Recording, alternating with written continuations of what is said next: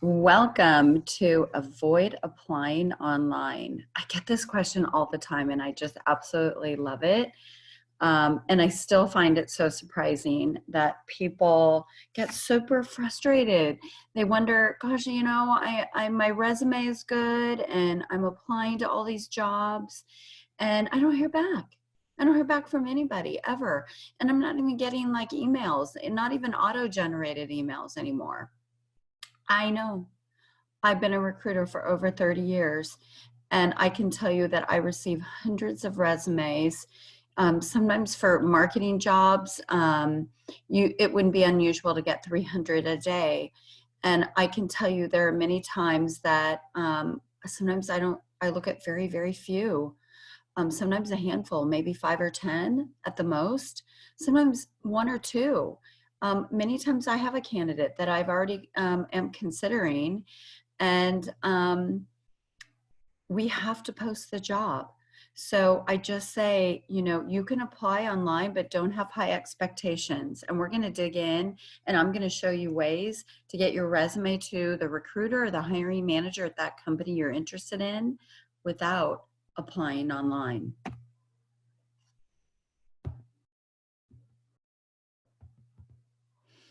All right, so a little bit about me. My name is Sandie Troup. I'm a corporate recruiter. I've been doing this for well over 30 years. I've worked in multiple types of environments, anywhere from credit card services to engineering, industrial, environmental health and safety. I have done anywhere from your junior level candidates on up to CEO level candidates. So really just all different aspects. And I have a lot of experience and really kind of see, I've decided instead of hiring for companies and employers and just focusing primarily on that, I really wanted to kind of pass it forward and help those candidates out that I just see really have an amazing education and experience, a lot of technical skills, but just maybe falling short on how to do a job search. Because let's face it, a recruiter is interviewing and dealing with the job searches and vetting candidates daily. You guys as candidates probably don't want to do this job search thing where you're applying for new jobs and interviewing very much in your entire career, because it's not always so much fun. And I get that. So I'm also have my own business well over 8 years where I do headhunting, help hire executives in high-level roles. I also am really doing a lot of coaching with clients just like yourself who are candidates out in the market, and really trying to maneuver through the minutia of a job search and really giving them a lot of tips and tricks that really give them the advantage and end up getting great jobs. I'm also an author. I have a book out called Journal Your Way to Success. Super great tool for all of you guys who just want to hone in and figure out your goals, how to be more successful in life. And in career and business. So really kind of how I work through my life, and just some really good tips and tricks. So, well, let's get started. We as recruiters spend very little time reviewing a resume. So it is really, really key before you start any job search that you really have an incredible resume. And I see this all the time.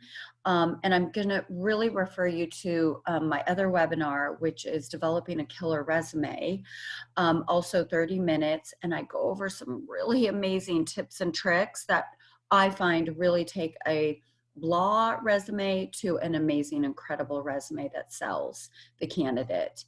And so that's what I just find. I find so many times I'm speaking with candidates who have this amazing background, impressive education, great technical skills. And then I look at the resume and I'm like, I don't see any of that on here. People just don't know how to manage that and how to put that in a really quick, easy read that, remember, we're only looking at your resume. I may go through it and look at it 20 to 30 seconds. And if I don't see anything that's hitting me, then I may pass, and I could be passing on you, a really, really good candidate. So really recommend that you spend time and energy on perfecting that resume, and don't spend a lot of money. My goodness, you can spend a little bit of money and get the webinar that I have online, developing a killer resume. Don't pay a professional a few $100s. It's just not, I just think that the product I'm seeing from that is just not these great results. So that's really, really important, and something that people tend to overlook. I have some really good tips in my other webinar about creating that really good resume.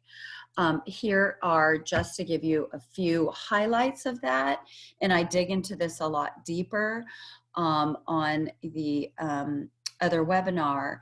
Here are some good do's and don'ts of a good resume.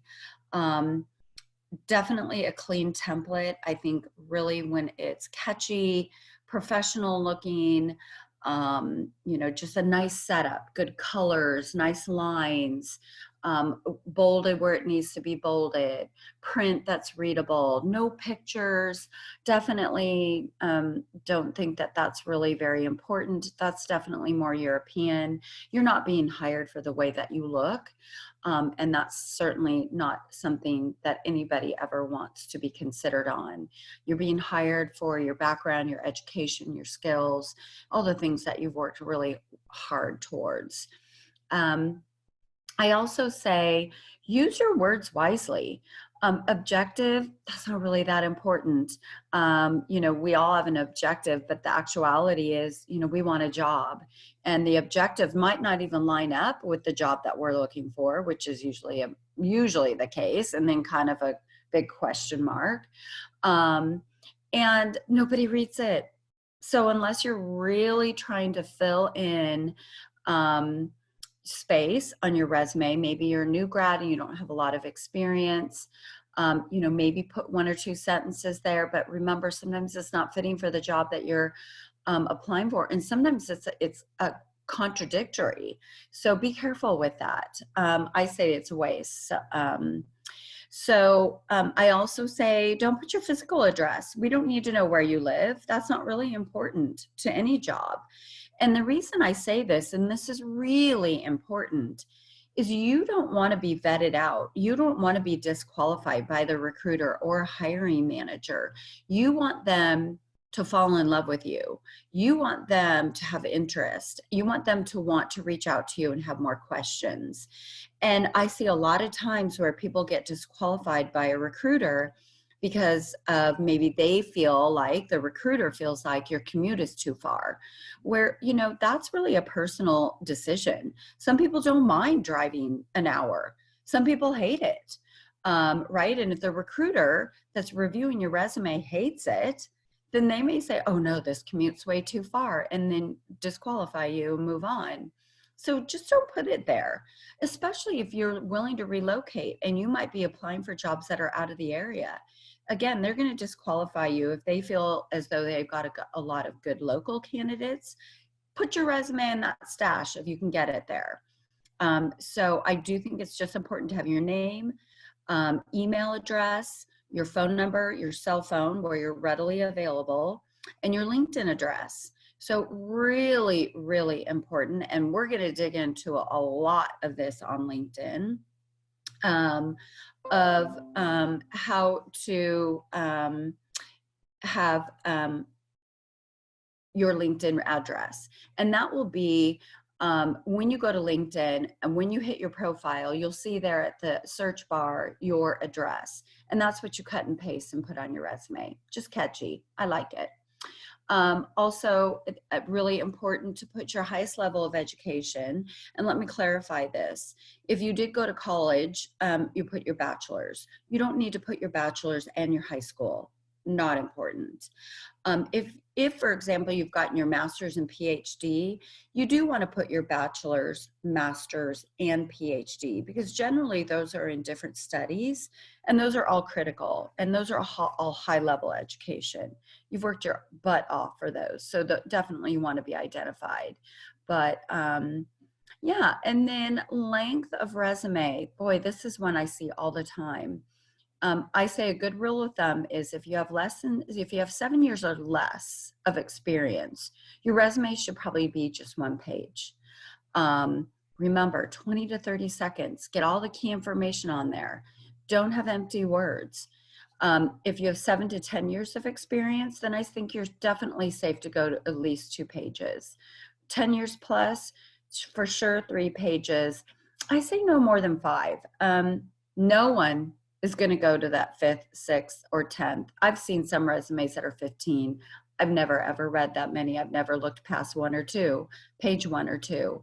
Just I get what I need, and then I move it on. Now, some in an interview, or maybe somebody who is super interested and has tons of time might read it, but those are few and far between. So I just say it's silly to have that many pages. And if you do have that much, you've probably got way too many empty words on there.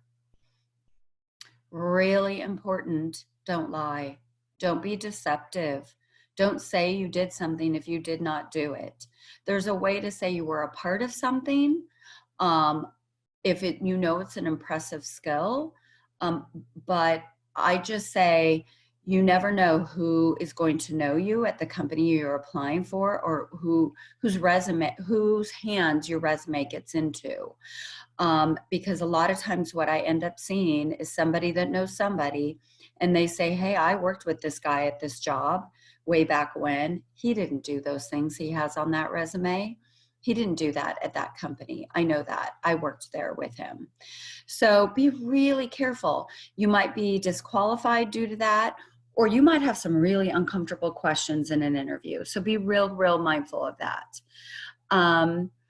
And I talk about a lot of this, and I really work on this in my coaching sessions, is when you are a professional with quite a few years of experience, many times in a job search, you need more than 1 resume. So for example, I have this candidate that I'm working with, and he's a COO, but has a lot of operations management experience. So he could really fit several different roles. Operations manager, a VP of in a technical area, or a COO. So we're developing several different resumes, because each of those are going to highlight different skill sets and responsibilities. And again, I say highlight, don't put it all on there, because it will all get lost.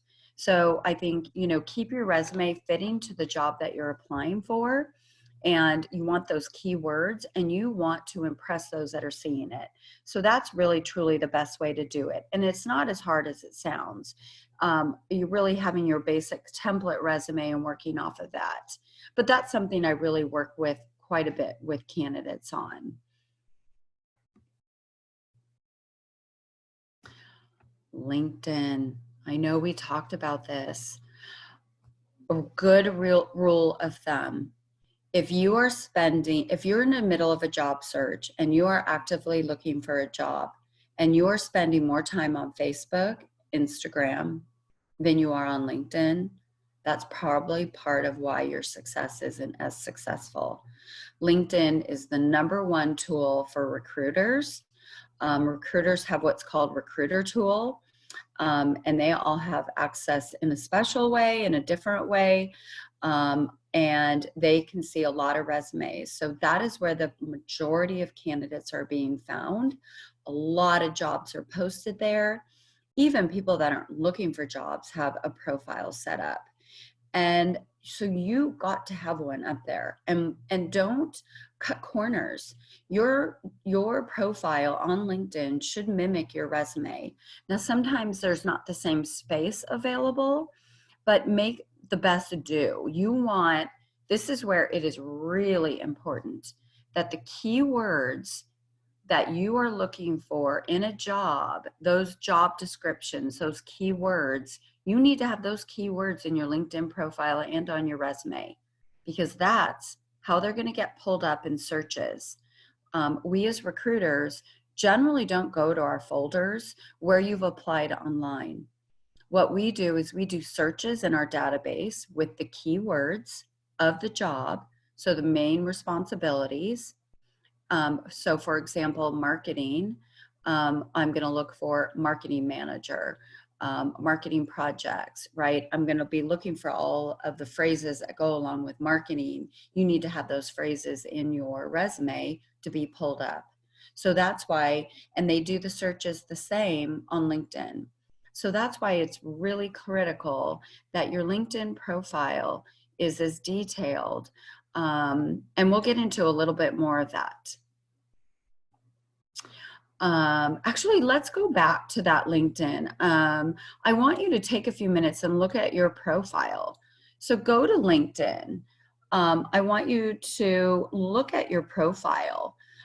See what you've got there. I want you to make sure there's a section there in LinkedIn where you can also click open to opportunities. This is really important that you click that if you're open to opportunities. And even if you're looking confidentially, the people in your current company will not see that. So the recruiters, the managers, anybody employed at the current company you're employed at will not see that on LinkedIn. But other recruiters that have the recruiter tool, they're the only ones that are going to see that. So don't freak out. You can also, if you're openly looking and you don't care who sees it, I tell people, honestly, next to your name, comma, open to new opportunities in caps. Because there are some recruiters out there that don't have the recruiter tool. So they may not see that. So it is important that you just knock them over, because when people are doing searches on LinkedIn, resumes are going to come up, and a lot of them. And as a recruiter, they come up in 3 different buckets. The candidates, all the candidates that are a match, bucket number 1.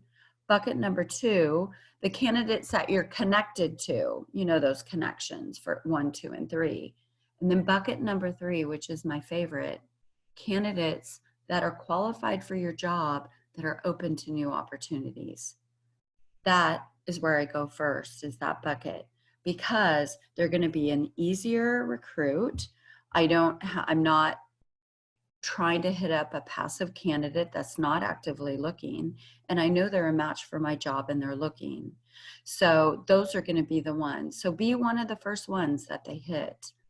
I also tell people to join groups, join a lot of groups, chat away in the groups, network with people, network with, other people in the groups. Hey, I see you're working for X company and I'm super interested in working there. How do you like the job?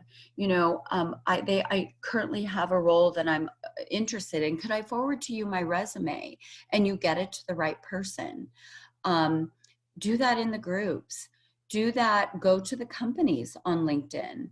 LinkedIn, you can go in the search bar, look up X company, and then you'll see down, as you scroll down, the employees at X company. Click on there and now you can see all their profiles. Start connecting with them. Start talking with them. Start networking with them, because they're the ones that might be sitting with, or they may actually be the hiring manager. And so they may get your resume to the right person in the company. They may tell you where to go and who to reach out to. They may say, actually, we just filled that job, but I know Y company is looking, and you may be really interested in them and a good candidate.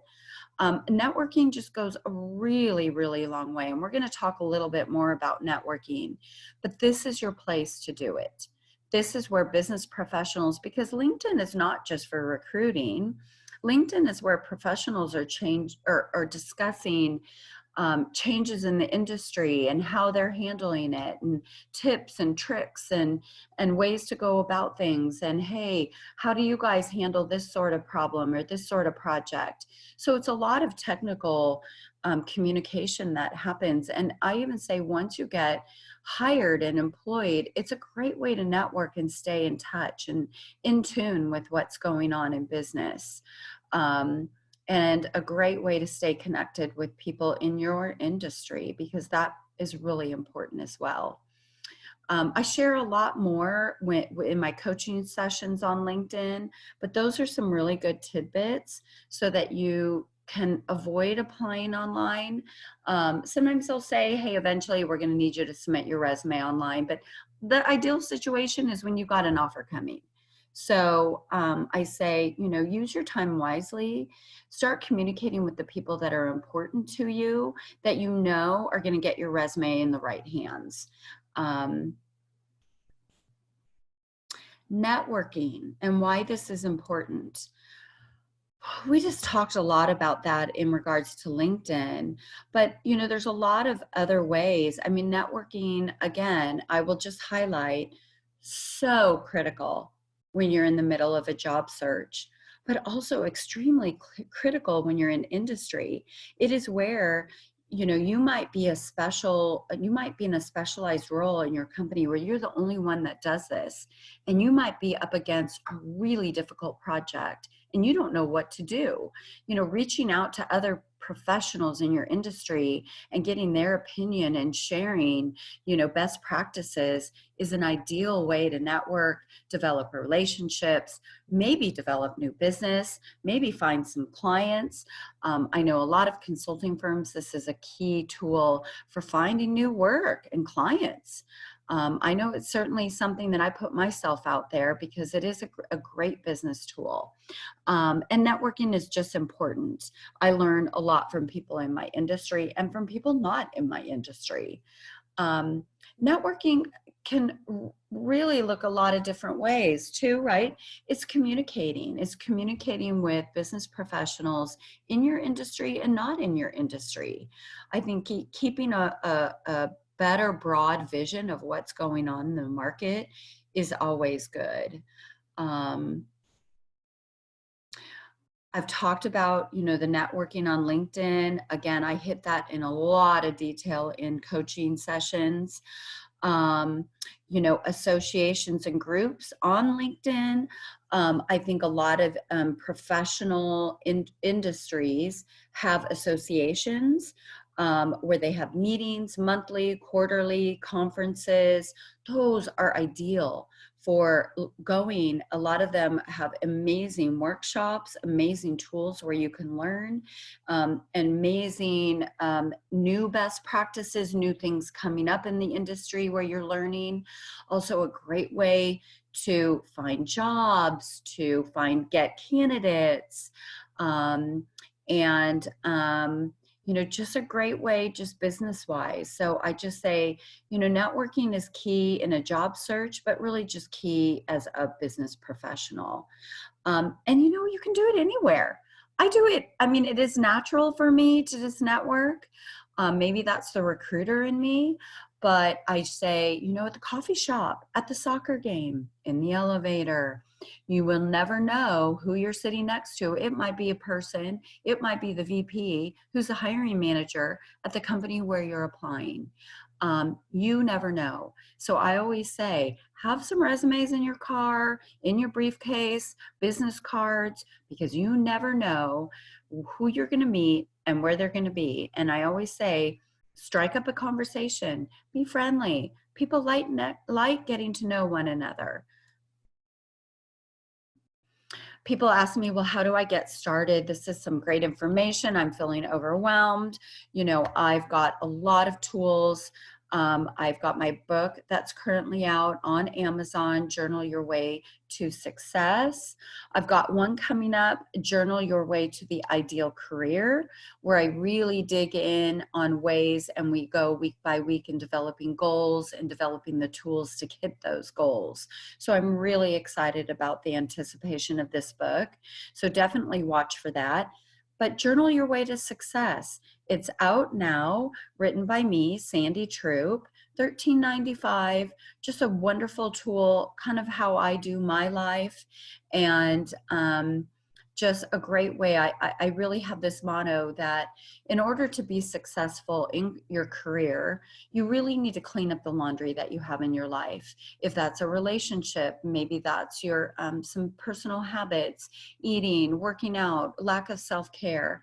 I think all of those things, we're complicated individuals, and we need to take care of ourselves in order to be able to take care of our friends, our family, and our jobs. So Journal Your Way to Success. Check it out. I also offer coaching services. I'm going to be offering more workshops and webinars, so definitely check that all out. But I do individual and group customized coaching sessions where we really dig in deeply, and I take you cradle to grave. I take you from actually creating the resume to actually negotiating an offer for a job. And I don't let you go till it's done. So email me at sandietroup12@gmail.com if you have any questions or maybe want to set up a 10-minute consulting conversation. Facebook, Sandie Troup Recruiter, or follow me on Instagram at Sandie Troup. I am posting new events, things that are coming up. I've been doing some super exciting TV interviews. I do a lot of videos. I'm doing book signings in a lot of different cities. So just fun stuff coming up. And I'm really excited to work with you guys and get to know you more. And good luck.